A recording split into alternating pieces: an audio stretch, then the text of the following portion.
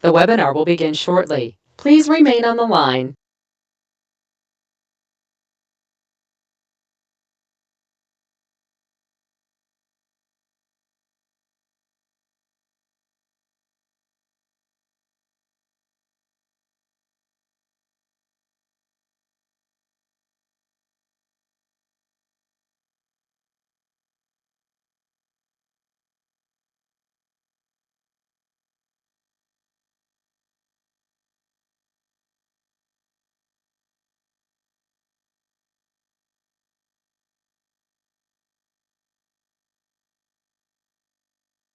The webinar will begin shortly. Please remain on the line. The broadcast is now starting. All attendees are in listen-only mode.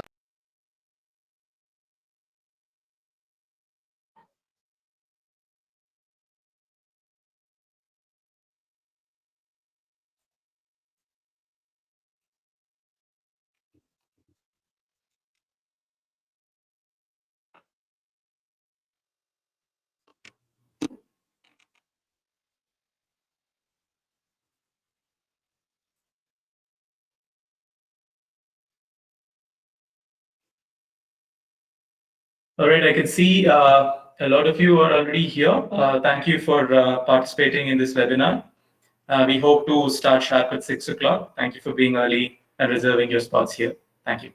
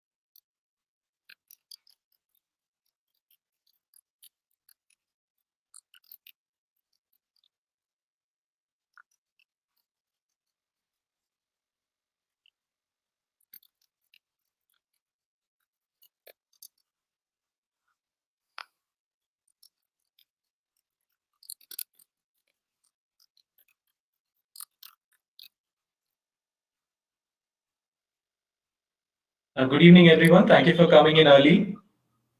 We hope to start right on time at 6 o'clock. Thank you very much.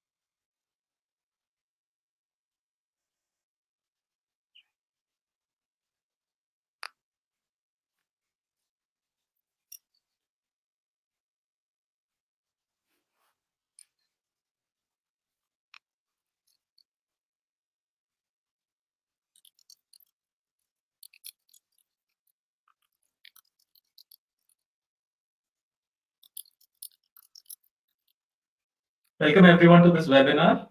My name is Vijay Anand. I represent this company called FACE, Focus Academy for Career Enhancement. I'm sure as teachers who are present here, teachers, faculty of different engineering institutions and educational institutions present here, you would have already heard about us.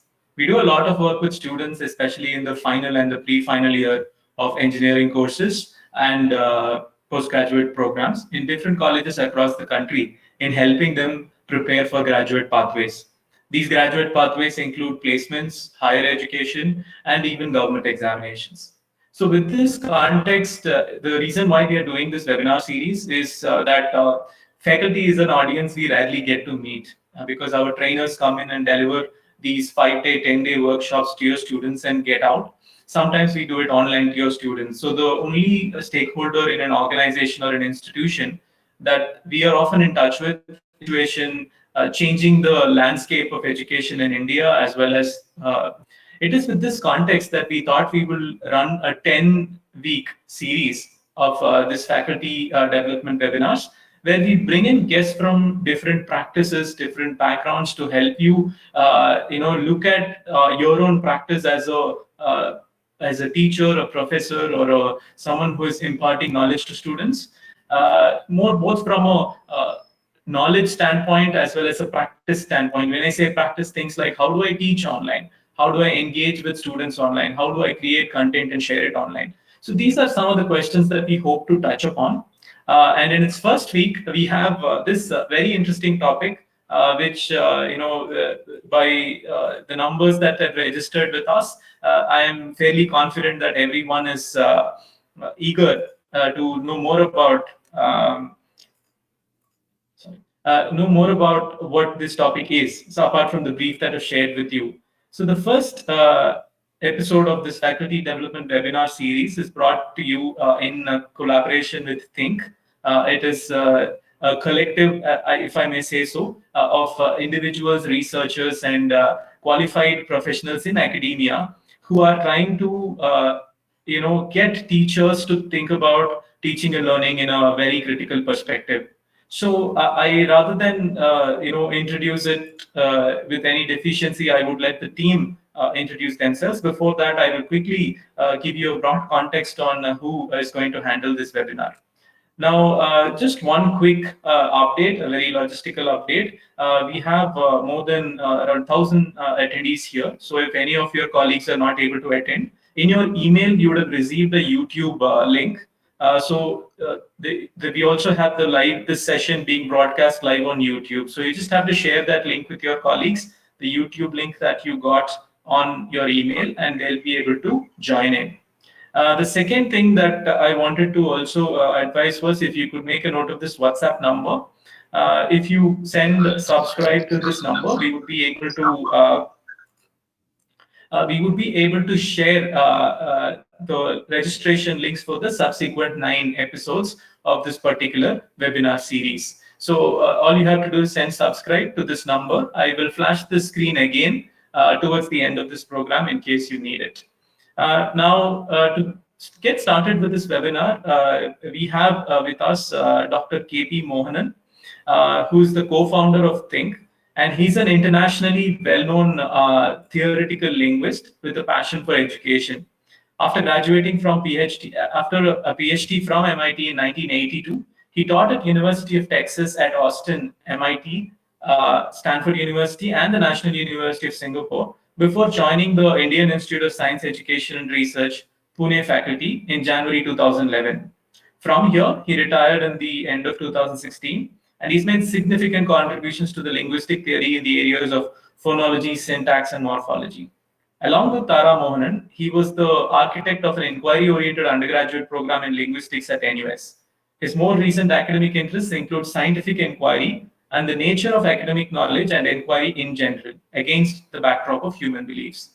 Drawing on his experience as a researcher and educationist, he is currently preoccupied with developing learning materials to nurture the capacity for critical thinking and inquiry as a means to enhance the academic intelligence of learners. And that would also be the crux of this session. We also have with us Dr. Vignesh Ramakrishnan, who is a PhD from National University of Singapore. Vignesh is a biotechnologist by education. After his PhD from the National University of Singapore in 2012, from the Department of Chemical and Biomolecular Engineering, he embarked on his academic career at Shastra Deemed University, Tanjavur, where he's been teaching undergraduate and postgraduate engineering students. He uses some of the strategies from inquiry-oriented learning to develop the thinking capabilities of students such that they can be effective engineers. He also teaches a course on engineering design to first-year undergraduates. One of the next presenter is also from Think. His name is Vaidishwaran. Dish, as is colloquially called as. He consults in the field of environment, climate change, and sustainable solutions. He has had an established consulting practice both in the development and business sector and works within India and in other developing countries. He has been a core consultant with the World Bank and other multilateral development banks for more than 20 years. He's worked on a number of large development projects and has engaged closely with the engineering fraternity, particularly in the infrastructure sector. As part of his interactions with engineers, Vish constantly emphasizes on the importance of strengthening basic thinking abilities, developing integrated, not isolated or fragmented, engineering solutions that consider the economic, social, and environmental dimensions, and being a self driven engineer learner throughout one's professional life. Further to that, he has a keen interest and is passionate about engaging in the betterment of school and college education. So we have these three panelists with us, and I'm going to hand over the reins to Vignesh to get started with the presentation. Thank you. And if you have any questions, feel free to use the chat box or the questions tab. We may not be able to answer any questions in during the presentation, but we will be sure to get to it towards the end of this session. Thank you. Over to you, Vignesh. I'm just going to give you the presenter access.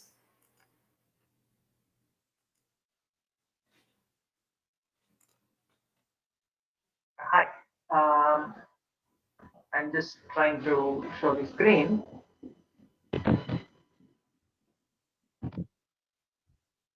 I is it? Uh, am I visible? You are visible. Yes, we can see your screen as well. And the slides, the screen as well. Yes, so you just have to play the slideshow. Currently, we are able to see the PPT interface. Yeah. Okay. Okay. Thanks, Vijay, for the very nice introduction. And thank you everyone for joining us today, this evening. Before we start, I hope all of you and your family are safe, and I wish continue to be safe and healthy for all of you. As Vijay mentioned, Think is a collective of individuals from various walks of professions. And the central preoccupation for us has been that how can we create a curriculum that can help learners think like scientists, think like mathematicians, think like historians, think like philosophers, and etc. How do we create such a curriculum has been the central preoccupation for them. And this central preoccupation led to studying academic disciplines and from studying these academic disciplines, what we have been able to do is to forge things called transdisciplinary inquiry abilities, which sort of underlie every aspect of whether you think like a mathematician or a scientist or philosopher. What is the underlying nature of abilities that you need to embark on these aspects? So this is what we call as transdisciplinary inquiry abilities, and as a subset of this pursuit is what we have been pursuing. How or what does it mean to think like an engineer, and how can we use some of these transdisciplinary inquiry abilities to help develop thinking abilities relevant for engineering education. So in this webinar, okay, before that, the goal of an undergraduate program in engineering as we see it is twofold. One is to help learners function well in their jobs as engineers. Two, to function well as educated people in their professional, public, and personal lives. Now, functioning well as educated people, it has multiple strands, and one of it, which we will talk about today, is academic intelligence. And academic intelligence, as you will see what it means in the forthcoming slides, also is the foundations for developing abilities to think like an engineer. So this webinar is structured as follows. The first 20 minutes, Dr. Mohanan, or Mo as we call him, Mo will outline as what do we mean as academic intelligence, and what are some of the transdisciplinary inquiry abilities. And in the second 20 minutes, myself, Vignesh, and Rish would take you through some examples of how this transdisciplinary inquiry abilities or the academic intelligence serves as foundations for developing abilities to think like an engineer. So with that, I hand over it to Mo to talk about academic intelligence. Thank you, Vignesh. As Vignesh mentioned, our goal is to give you a sense of these, what are called transdisciplinary thinking abilities, by which what we mean is abilities that cut across disciplinary boundaries, which are found in all disciplines. So let me take one example. One of the abilities that you need in all disciplines, and also outside of particular disciplines in practical life and public life and everyday life, is the ability to provide reasons for what you believe is true. In mathematics, it is called proof. In science, it is called giving evidence and arguments. In law, it is called arguing for your position, and so on. And this is necessary in public life, private life, personal life, and so on. So let me give you one example of how we can develop the ability to give reasons, to the ability to prove something or justify something. Take this question: is there air in this room? Now, you might think this is a strange question because everybody believes that there is air in this room. But let's ask this question. Suppose somebody doesn't believe there is air in this room, wherever you are, this room meaning wherever you are sitting right now. How will you convince me? This is a question that we ask our students, and students are puzzled initially. So when I say, convince me, give me reasons, some students would say, okay, here's the proof. Blow onto your hands like this, and you feel something on your hands, and I would say, yes, I do. So see, so what is coming out of your mouth is air, so there is air in this room. And then I would say, yes, there is, of course, something coming out of my mouth, and that is touching my hands. But that doesn't mean there is air in this room. All that it means is that my mouth is capable of producing what you call air. So if I open my mouth and keep it like that, saliva will come out of my mouth. That doesn't mean there is saliva in this room. So this is not a good argument. And that pauses the student. And they might say, okay, let me try this. Suppose you do this. Suppose you take a piece of paper and do this. Okay, do you feel something on your face? And I would say, yes. Doesn't that mean there is air in this room? I would say, no. Actually, what that means is that this action produces air, which I can feel on my face. I am not convinced that there is air in this room. Then students might say, okay, what about those trees out there? When there is breeze, the winds move, so air is causing the trees, so the leaves or the branches to move. And I would say, no, why should I believe that? The tree is moving on its own. Just as, for example, when a cat moves the tail or a dog moves the tail, that doesn't mean that its air is moving the cat's tail. The tree moves on its own. By this time, students are in utter anguish. What I'm trying to do here is to force them to come up with very rigorous argument. It takes about 20 minutes or 30 minutes for students to come up with a good argument. So what this shows is practice in coming up with arguments or justification, what mathematicians call proof. This is not a mathematical proof, but that doesn't matter. It is that ability to argue for your position is important for all students, whether they are in engineering or in science or in mathematics or in philosophy or history, or whether they are not academics, they are professionals and they are, let's say, politicians, or whether they are CEOs, doesn't matter. So that's what, as you can see on the slide, it helps students to learn the norms of providing rational justification, by which what I mean is proof, the mindset to look for justification, and all this is crucial for constructing knowledge. Let me take another example. Students see, can we have the next slide? Students see this in their textbooks. They see that microorganisms are organisms which are invisible to the naked eye.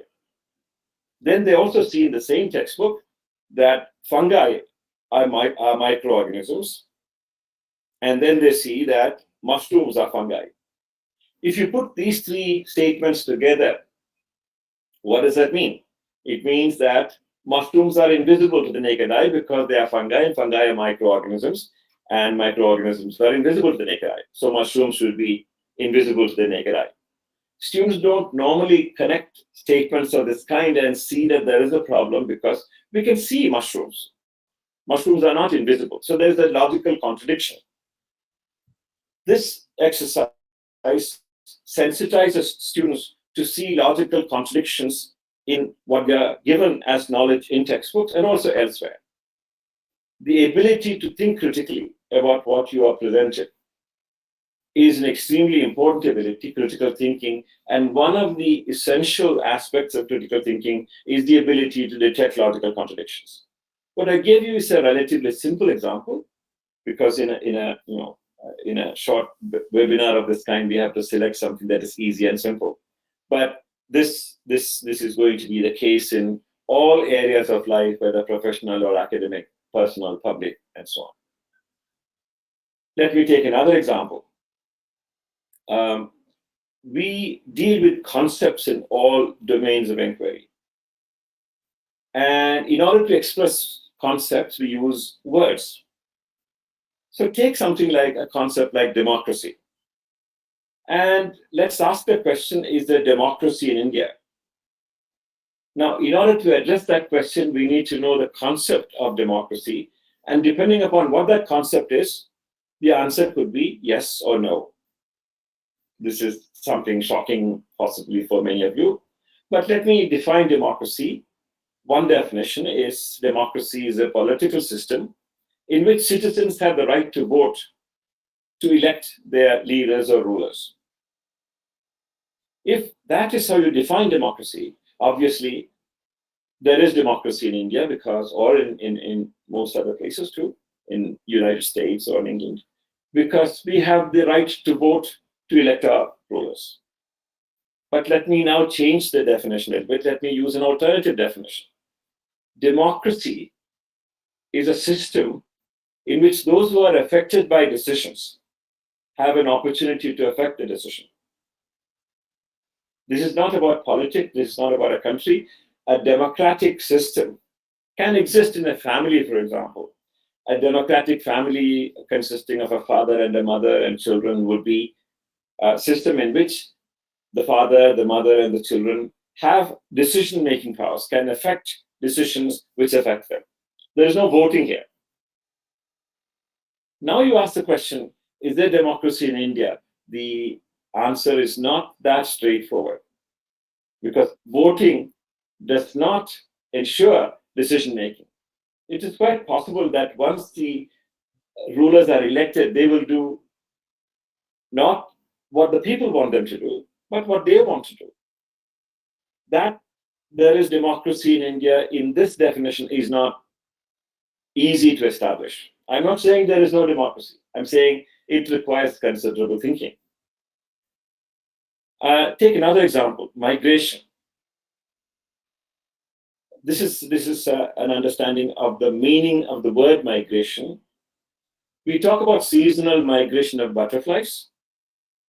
We talk about cell migration in the development of the body.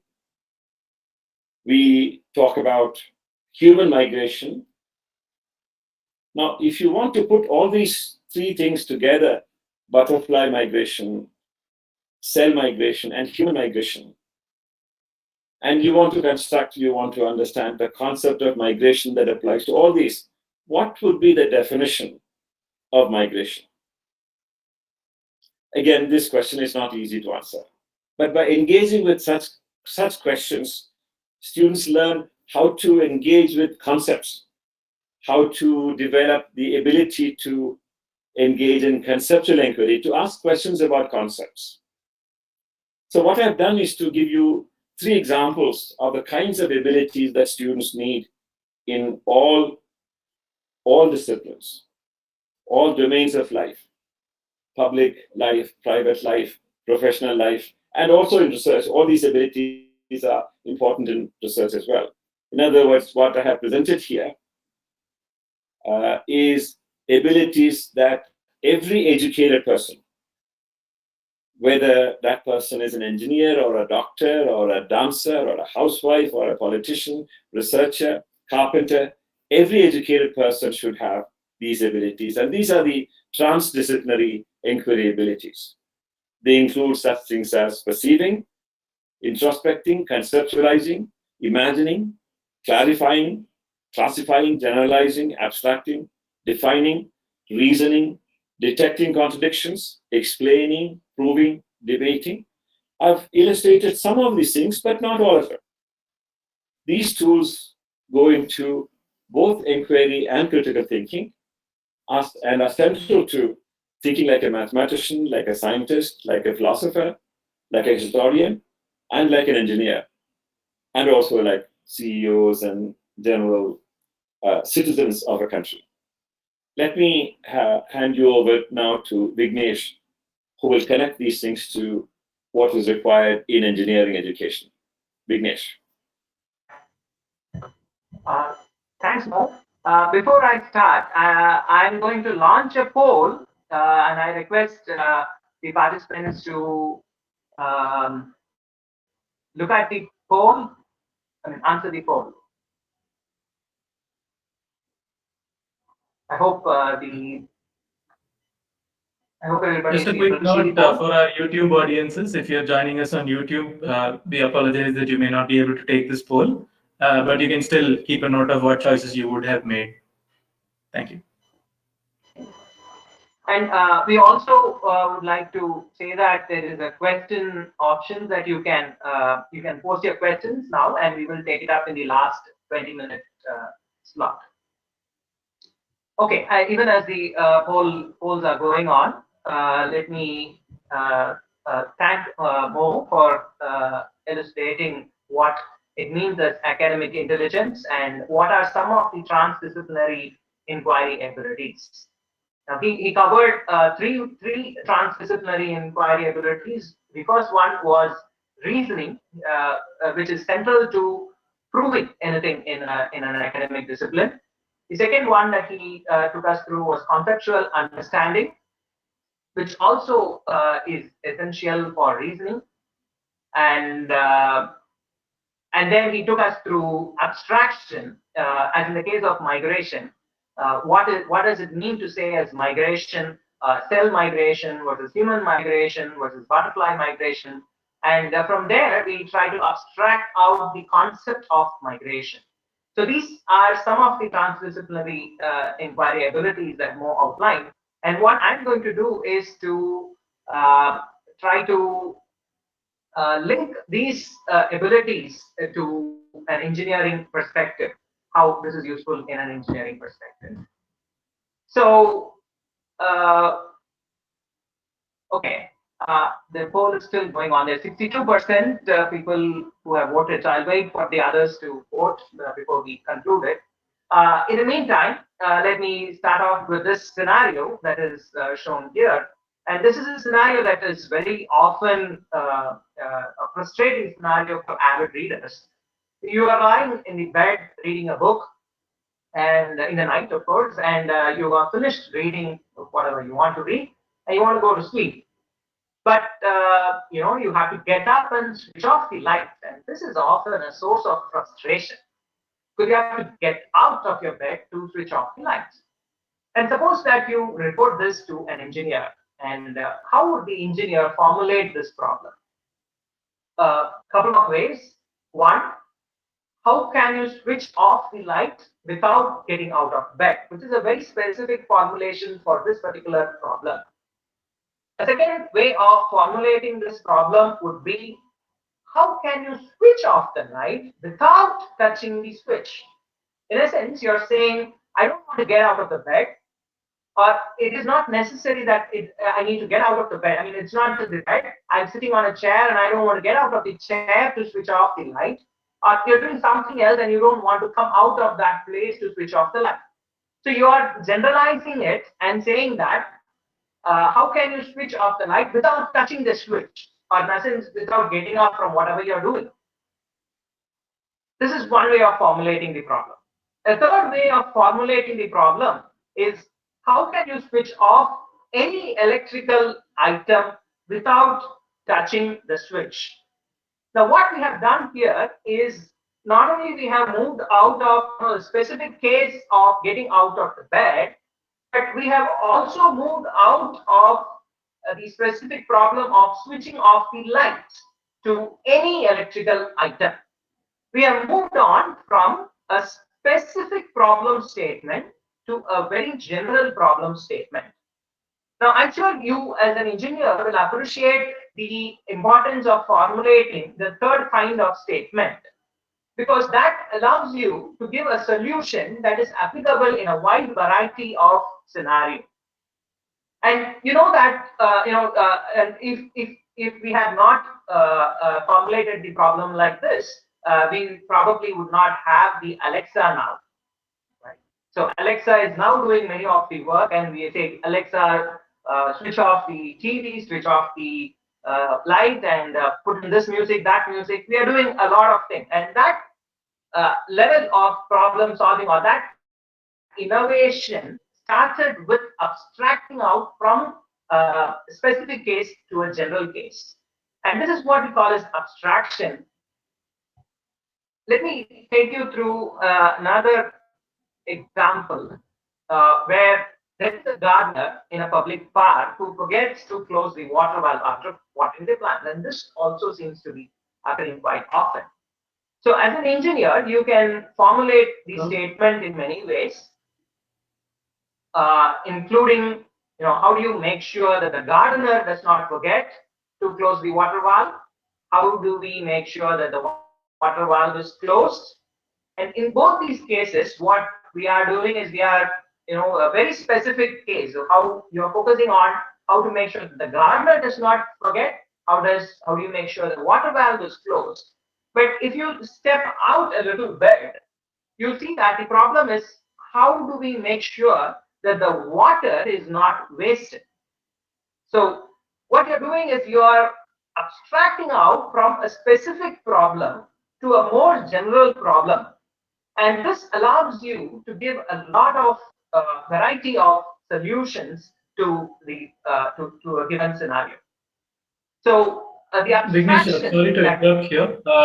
I'm sorry to interrupt here. So the audiences were not able to see the scenario 1 because the poll was visible. I just closed it. So if you could quickly switch back to scenario 1 and come back, please. Okay, sorry. Okay, so let me quickly walk through the scenario 1. The scenario 1 is where you are reading a book in bed at night, and after you finish, you go to sleep. You want to go to sleep, and you need to get up to switch off the light. And how does an engineer formulate this problem? There are 3 ways in which you can formulate the problem. 1, how can you switch off the light without getting out of bed? How can you switch off the light without touching the switch, wherein you generalize generalize from the specific case of getting out of bed to going without touching the switch.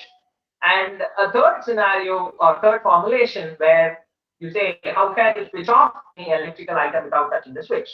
So this is where I said the abstraction from a specific case to a general case comes in, and that has allowed us to formulate or come up with solutions, a large number of more innovative solutions like Alexa probably came out by abstracting out from a specific case. And the second scenario I gave was that of a gardener in a public park who forgets to close the water valve. And a more general formulation of this problem will be to ask, how do we make sure that the water is not wasted? And that will lead us to a lot more and more efficient solving of the problem. So here what we are doing is abstraction, moving from one specific case to a more general case. And what we mean as abstraction is, as I said, from moving from one specific case to a larger case. Let me give another example, a more closer to home example. Suppose you say, this apple is sweet. All right. So you're talking about a specific apple, and you're saying this apple is sweet. Suppose you say apples are sweet. Now that is a generalization. You're generalizing about all the apples. And if you move on to say fruits are sweet, what you're doing is you're abstracting out from a specific category called apples, and you are abstracting out the property of sweetness to the entire category of fruits. So you're moving one level up. So this is what we mean as abstraction, and this is a very essential trait for an engineer. And if you notice, the concept of migration, whether it's migration, human migration, or butterfly migration, and what is the concept of migration such that these are all migrations. So this question there also moves from the specific cases to a general case. So, so I'm just trying to relate the abstraction ability from the example that Mo gave and to an engineering case. Okay, so we have the polls. About 76% have voted, and let me. Okay, and of the 76%, 61% of people have said that the most important mindset or skills that is important is ability to solve problems by considering multiple dimensions. That's pretty interesting because we share the same idea. Now the question is, how do we help learners to develop this kind of ability? I think we'll look into more of it and then come back to this. Okay. Has this sharing been closed? Yeah. Okay. Before I go again, another poll, very quick poll. There's a question. I should launch it. There is a question in designing a child-friendly milk container. Which is that what you would choose? Would you choose a glass container or a Tetra Pak carton? So I'll wait a couple of. I'll wait for a few seconds to see what people say before I move on.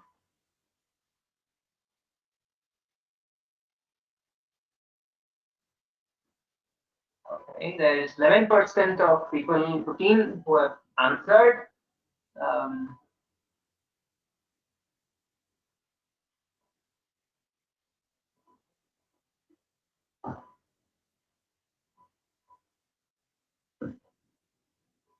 I'll just wait at least until 50% of the participants have given their answers.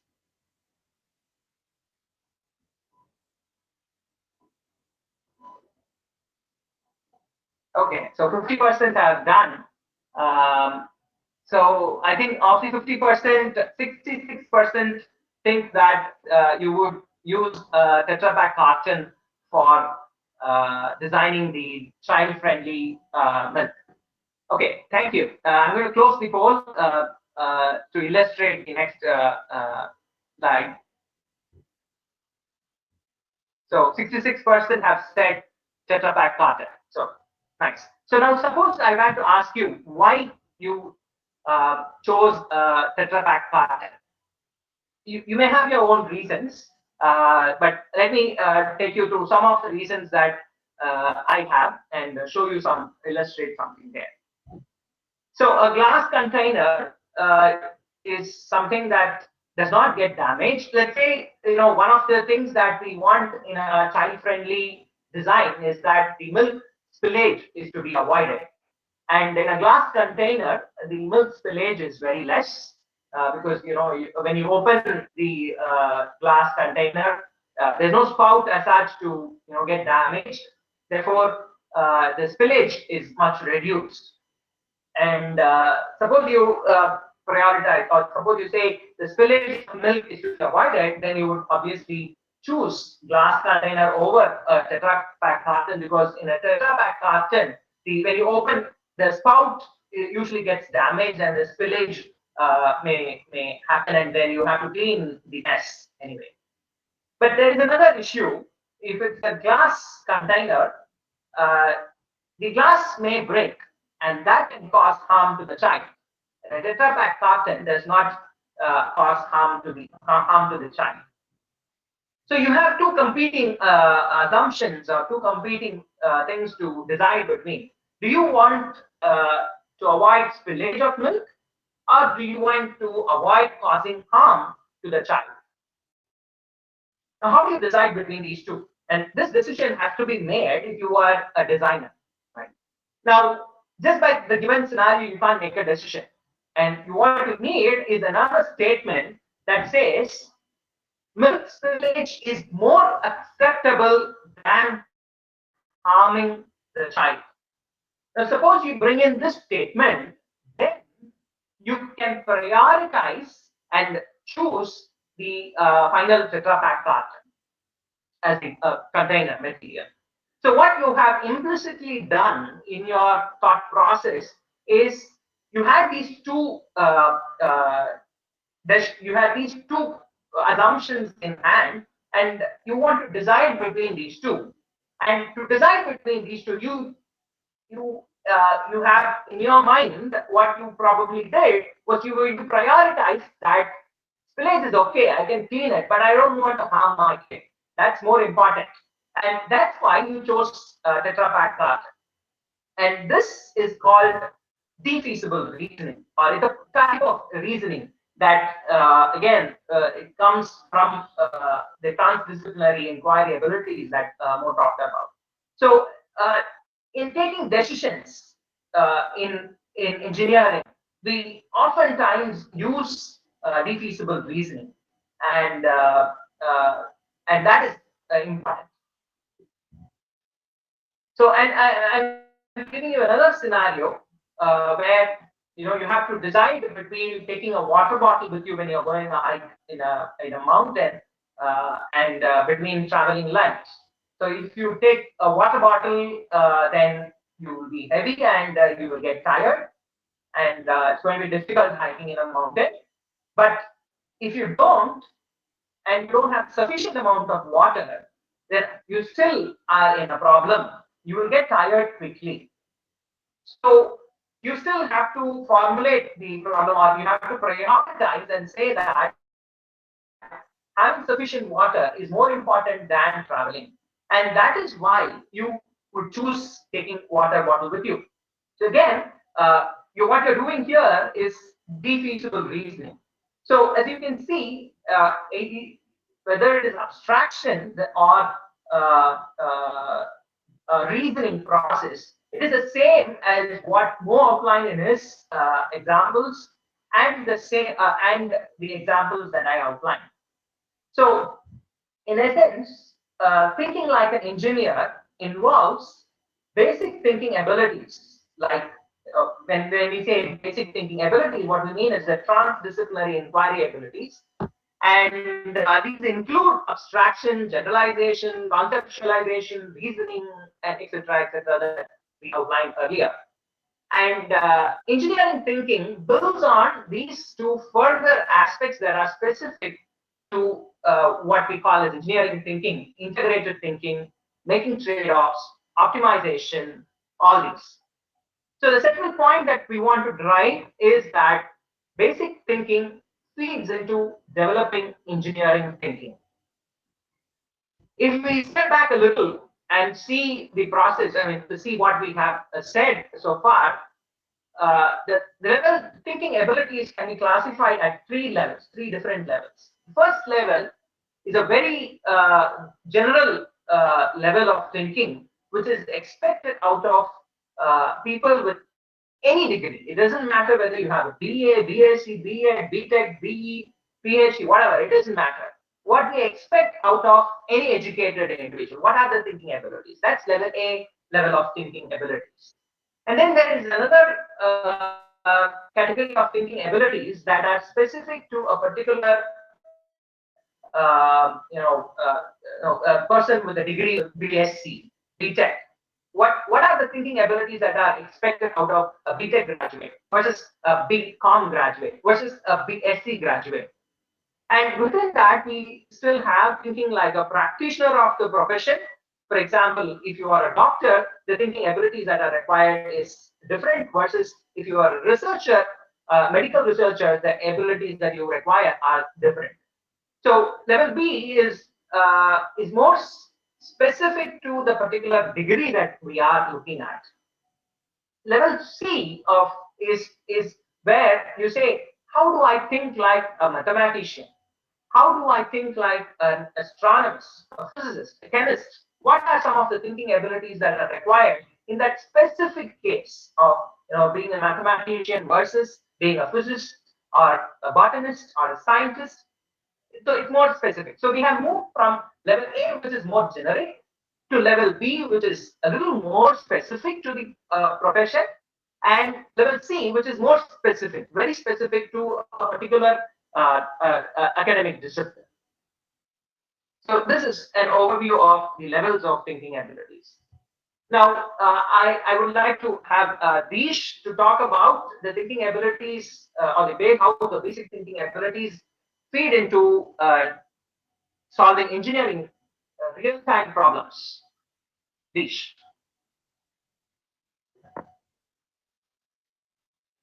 Hello.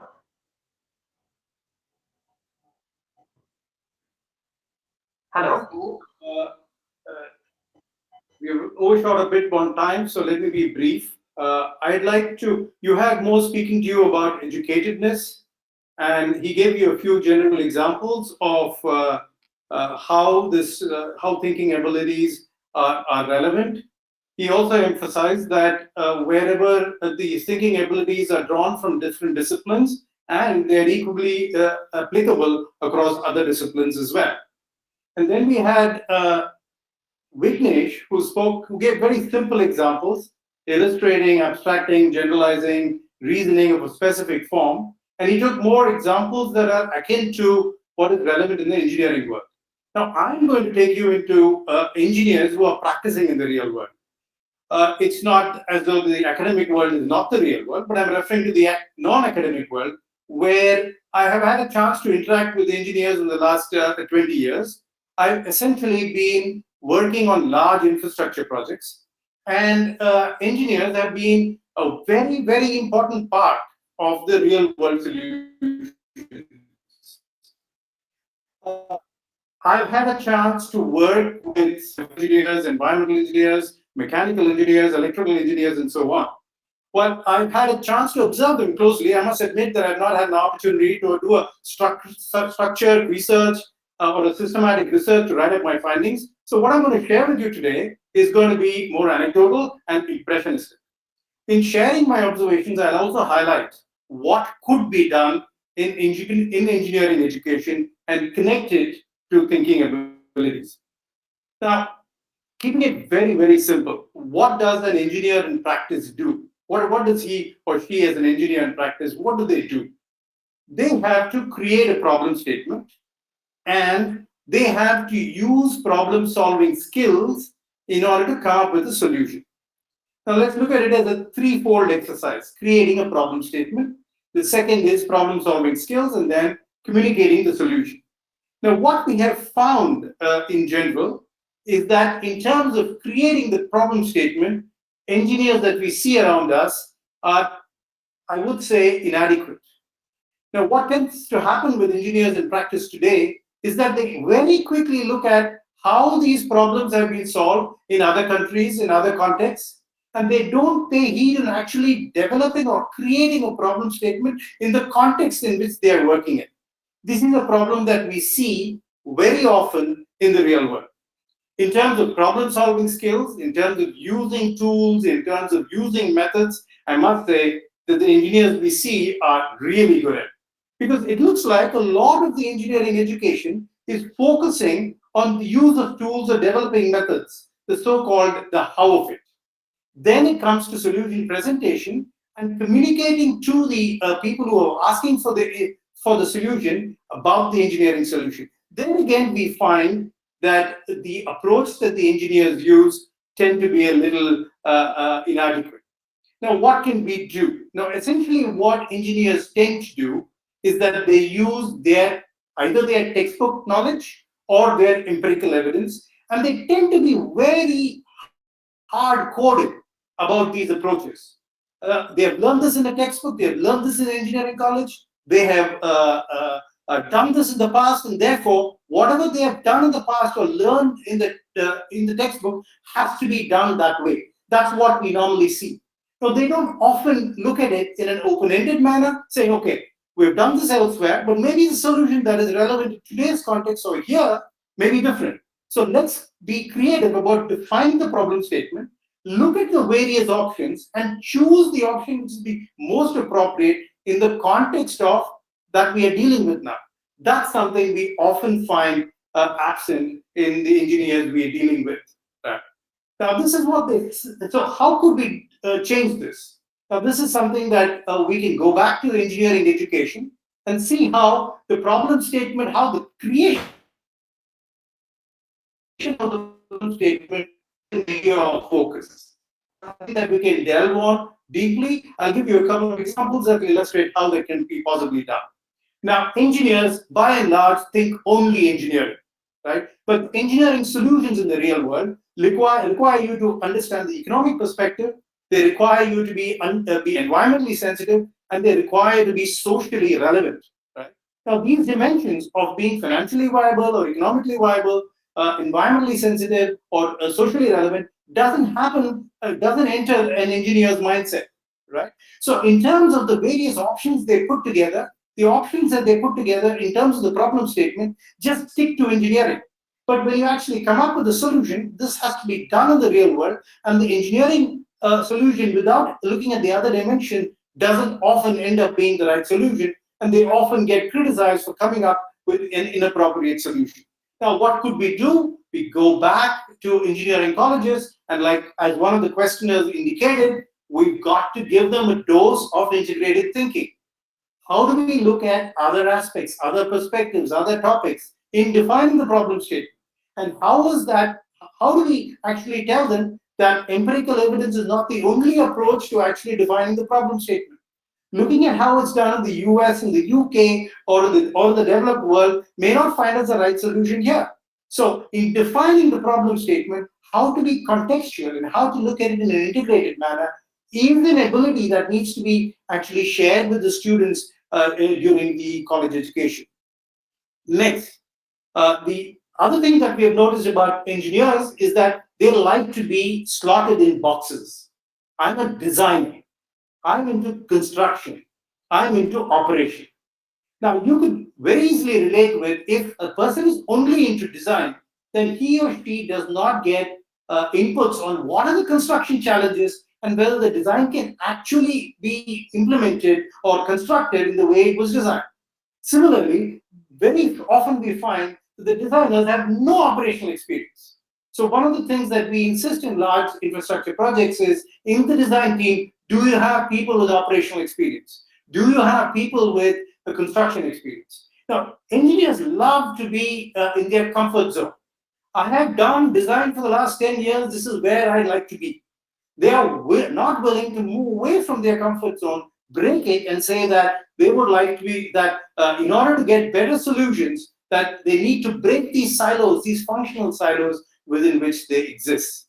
Unfortunately, these have become the habits of the mind of the engineers. They tend to be too hard-coded, and therefore they are not open-minded to coming up with solutions that be more relevant. And therefore, very, very often, these large infrastructure projects, we have to deal with the government officers who are dealing with them, and they often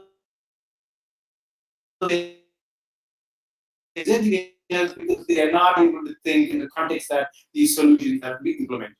Now, just a quick anecdotal story before I move on to the next slide is that just prior to this webinar, I just called one of my friends who happens to be in the top management in Ashok Leyland. I asked him whether I shared some of my perspectives as to what the problems with engineers in practice are, and asked him whether he agreed, and he very firmly said, yes, this is indeed the case.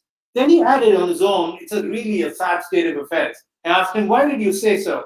He said, look at it from an engineering college point of view. The students who come into engineering college are students who've been through our schooling system. In our schooling system, there is mindless pumping of information which is reaching them under the garb of knowledge, right? They come with very little thinking abilities, right? And then these engineering institutions have to receive them. And when they receive them, they have to reckon with their syllabuses, they have to reckon with what they need to finish. And the focus of engineering education, as you and I know, is on the how. So all that the engineering education is forced to do is to teach them how. So in a certain sense, the engineers in practice today who are practicing never had the opportunity to explore the thinking abilities and see what thinking is all about in engineering education. This is something that he said needs to be corrected. Well, I agreed with him entirely. I said, do you agree there is a need for change? He said, yes, of course, there is a need for change. We are seeing this in Ashok Leyland regularly, and I can tell you that is something that needs to be done. So then I said, maybe we should just learn from the father of our nation, who said that you've got to be the change that you want to see, which means we've got to go to the engineering colleges, we've got to go to the engineering teachers and appeal to the teachers to change. It is a difficult job. It's not an easy job because the raw material that you're getting as students, they've actually never had an opportunity to think. I wouldn't say never, that'll be too severe, is that they have limited opportunity to think because they have to reckon with the schooling system where thinking abilities are also limited in terms of facilitating thinking abilities are limited. Now that's where we as Think come. Can I request you to move to the next slide? We focus on educatedness. Embedded in educatedness are thinking abilities that cut across multiple disciplines. And we invite you to join us in our pursuit to strengthen thinking abilities in engineering education. We are strong on thinking abilities. You are strong on engineering education. Let us work together to take future students to a new level of engineering practice that includes creativity, open-mindedness, and critical thinking. I'm dreaming of a scenario where maybe 10, 15 years later, I see a chief engineer from one of the government departments who's very open-minded and who's coming up with creative solutions. Unfortunately, I don't see that today, and I really wish for a world where we can see that in practice in the years to come.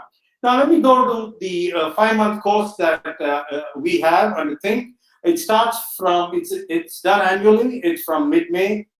We are asking you through this webinar to consider doing this course. Many of us are engineers and have greatly benefited from doing this course, and we'd like to share the same with you, and we'd like you to benefit as well. This is an online course. It's between mid-May and mid-October. It's a very personalized course. And it's not an online course that you just download the videos, download the material, and be done with it. It doesn't work that way. We work very closely with each of the participants, try to understand the gaps in their thinking, their bottlenecks in their thinking, and work with them to enable them to lift off these blocks and bottlenecks. That's something that we do on a very, very systematic basis. The second is we call them learning triggers. You get about 10 of these learning triggers. They are not lessons. They are triggers for you to think. They essentially enable you to understand your own thinking processes, and that's where we focus on. Focus on inquiry abilities, as you heard, your critical thinking abilities, where we cover various tools of inquiries and appreciation of the various modes of inquiries, all of which have been distilled from various disciplines, and we package it in a manner that can be used across all disciplines, including engineering. Our ultimate goal, if you were to do the course, would be for you to become a self-driven engineer learner. I'd like to add that we are a purely voluntary organization. We need funds, of course, to administer this course, and therefore we have a fee. Based on our experience, we have figured that if we do have a fee, there are more people who commit themselves to the course. But if you have certain constraints at your end and you'd like us to waive the fee or reduce the fee, please write to us and we can see what's possible. But more importantly, let us work together to try to move on to the question and answer session. May I request Vijay to just chip in at this point because we are running grossly behind schedule in terms of the time. So should we just... Yes, so I think we can start taking some questions now. I mean, whoever is able to stay back, we probably stretch it till 7 YouTube. So we wish to answer at least some of those. Can you just give me a minute? I'll get to my questions page. Yes. Yeah. The first question that we have is from one Mr. Naren, who says, is inquiry not fundamental to education at large? Why there should be something termed as inquiry form of education? Is it not that any think, ask questions, find answers, analyze those answers, and so on? My immediate response to that would be, yes, in an ideal world, that's the way it should be. Unfortunately, what we see in the forms of education that exist both in schools and colleges, we don't see that being practiced in the manner it should be practiced. But that's why we are earnestly appealing that more of schools and colleges should actually embed this form of education, this approach to education in a more systematic and structured way. But can I request Mo to just chip in and add his perspective? Yeah, one of the reasons why inquiry is not part of what students ultimately learn is because it is not part of the syllabus, nor is it part of exams. In examinations, we don't probe into thinking abilities of various kinds. We do not probe into reasoning abilities. We don't probe into the ability to come up with ideas and so on. And the syllabus doesn't mention any of those things either.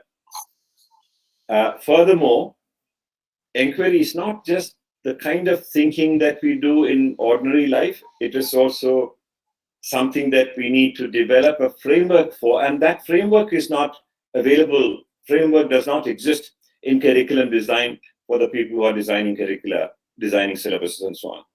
This is what we have to offer.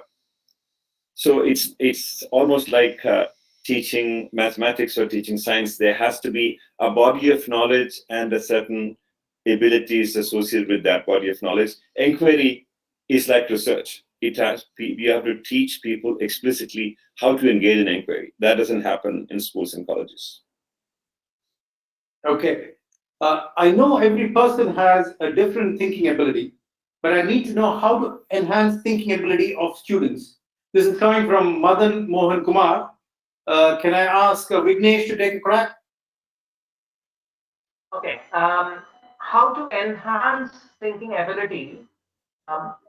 The only way that I can think is to engage them in a lot of practice, giving them several triggers for thinking and getting them to do it.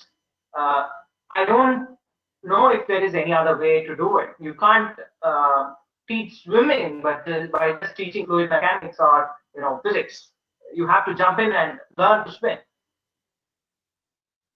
Let me add to that.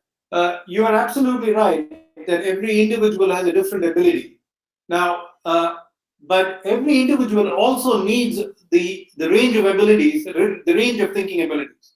What tends to happen in today's world, if the one single ability, we need to start. Let's say, for instance, a person has got good mathematical thinking ability, but he or she may not be a good scientific thinker. Now, we need to use the mathematical thinking ability in order to get him interested in thinking abilities and then plant the seeds of scientific thinking abilities. So that's the way we need to develop holistically in a manner all the thinking abilities in the student. And as Vignesh rightly said, there's no way of developing these abilities without actually swimming in the deep end of the sea. There's another question from Karthikeyan Thangaraj, which says, what are the attributes necessary in order to enhance problem-solving skills? Can I again ask Vignesh, would you like to take a crack at that? Yeah. Can you repeat the question? What kind of attributes? What are the attributes necessary in order to enhance problem-solving skills? Okay, when you say attributes, I'm not sure what it means. You can think in terms of the mindset that are required or the skill set that is required. If you say mindset, you know that you need you have to be self-critical about the solution that you are giving. And if you say set, there are certain skill sets like reasoning, critical thinking that are required. So I'm not sure what he means by attributes. Mo, would you like to add? The word problem in problem solving is actually multiply ambiguous. In fact, if you say inquiry and problem solving, you find that there is considerable overlap. You can actually reduce the two things into one. So take, for example, the mathematical problems as opposed to engineering problems. The kinds of problems that mathematicians solve and the kinds of problems that engineers solve and the kinds of problems that philosophers solve. If you define problem in that sense, there are certain general characteristics.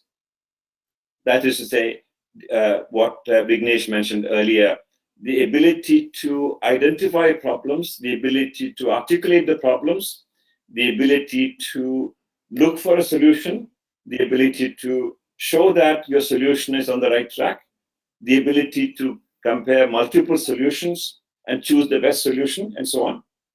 And these are also abilities that you need in research, and inquiry being those abilities that go into research, they also come into inquiry.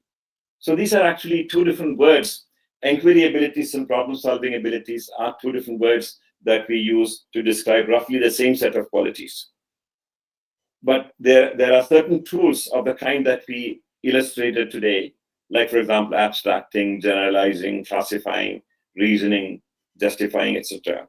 These are the things that go into both inquiry and problem solving.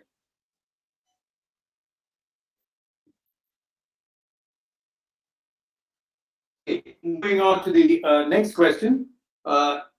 Your discussions take us through the 7-step process engaged in problem solving, but why only restrict to engineers? It is applicable to all faculties. This is coming from Balachandar S. From Amrita University. I'll take it myself. Yes, indeed, what we are trying to convey through this webinar is there is a basic thinking abilities which are drawn from various disciplines that are relevant across all disciplines. Indeed, what we agree with your comment. And what tends to happen after that, there are certain, when you're actually engaging these thinking, implementing or using these thinking abilities in a certain discipline, then certain aspects or certain abilities get a greater emphasis, right? But the core of the thinking abilities, which Mo spoke about in terms of embedded in what we call educatedness, is the same across all disciplines, right? But then what you tend to use in various disciplines tend to be different because the demands of the discipline is different. Okay, this is a lovely question, which I think I would give it to Mo, but only for a brief answer. What are the changes that we have to make with respect to examination systems? This is coming from Ramamurthy R. Over to Mo. Okay, so this says very brief. I would like to speak about it for about 3-4 hours. But the very first thing that we need to do is to abandon this existing multiple choice questions in which you have about 5 options and 1 correct option, and students are given only less than 2 minutes for each multiple choice question. That means the only thing we are testing is high-speed mechanical application or high-speed access.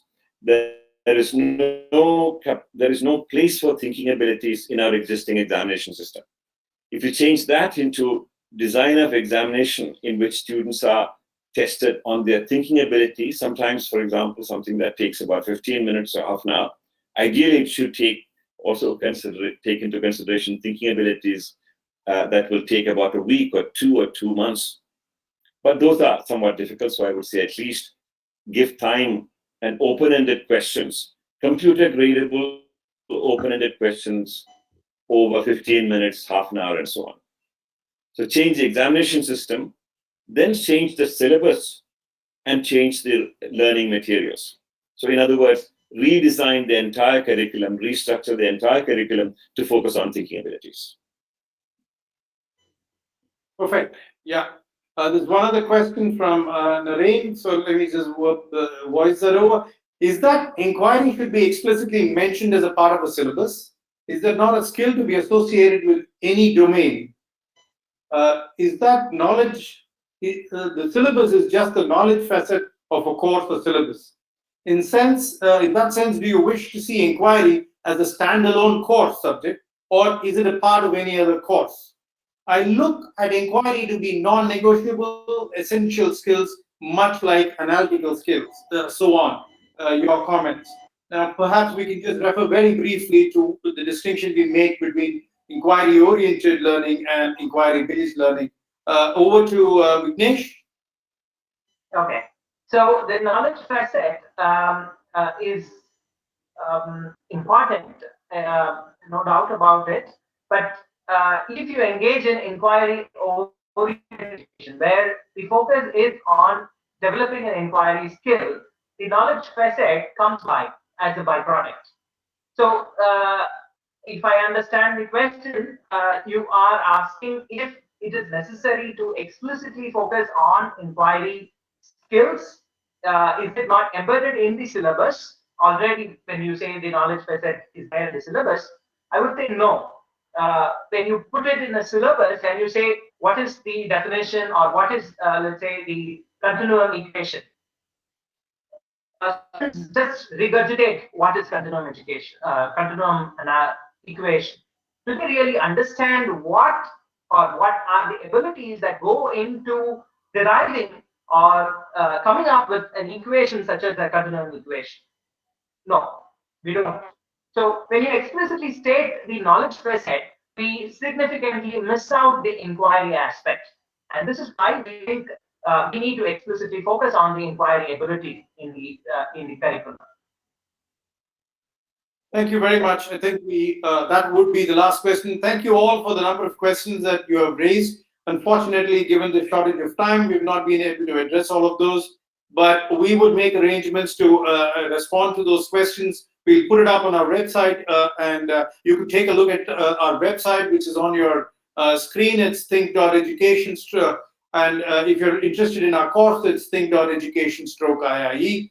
Thank you very, very much for this session. We also wish to thank, on behalf of the Think team, we'd like to thank Vijay for giving us this opportunity to conduct this webinar. It's been a wonderful experience for us. And over to Vijay for his concluding remarks. Thank you, Deesh, for the concluding remarks. This has been a great session. I hope this has been a very useful one for all the teaching faculty who have attended this particular webinar. We hope to see more of you participating in subsequent webinars. We might even host Think Team again on topics of interest to you. And please check out their course, which is a very exciting course on inquiry, and we will conclude there. So if any of you have asked any questions that were unanswered, please look out in your inbox. We might pick out some of the best questions that have come our way, and we will respond to it via email. Thank you very much once again, and thank you to the panelists for taking the time out to do this webinar. Thank you very much. Thank you. Thank you. Thank you.